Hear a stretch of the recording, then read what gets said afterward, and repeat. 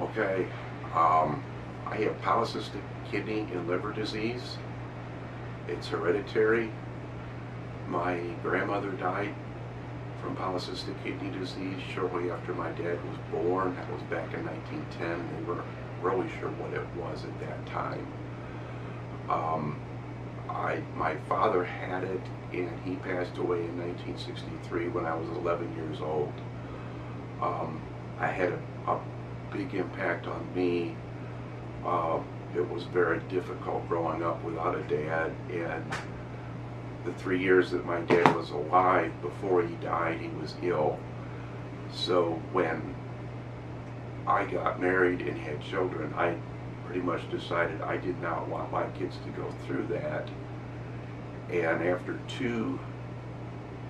my son and daughter were born, I pretty much decided that was it, and my wife and I had a disagreement over that.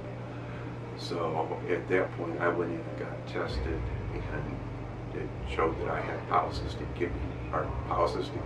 kidney disease. So I really didn't have any symptoms, and I was fine for probably about 20 years. Into my mid-40s, my liver started to get larger, and my blood pressures were getting up there, and it was starting to kind of come around.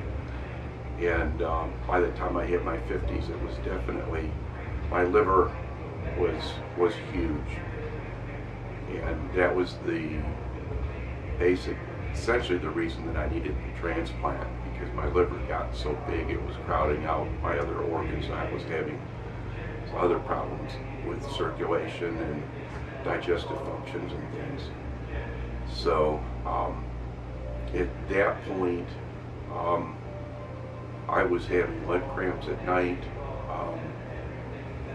I was winded going up and down stairs. It was getting pretty hard to move around. I was still working, but I just remember laying in bed at night thinking, it's like, if there's anything in the world I could get, I know they do a kidney transplant, they could do a kidney liver. That would be just fantastic. And I was kind of one of those that was like, that's my dream.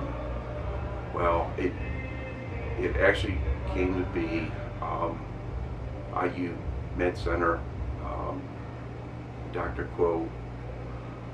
I eventually got in and met with him, and found out that that was a possibility. I was a candidate. I went through a lot of testing, and along the way they discovered that I had a cancerous carcinoid in my bronchus, and that was in May of 2006.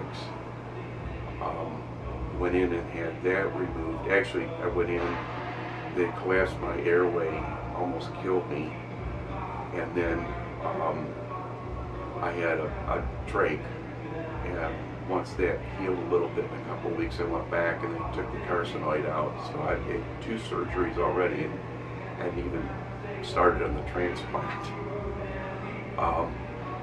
And then the insurance and everything finally went through in mid-August. It was actually like August 21st. I finally got on the transplant list.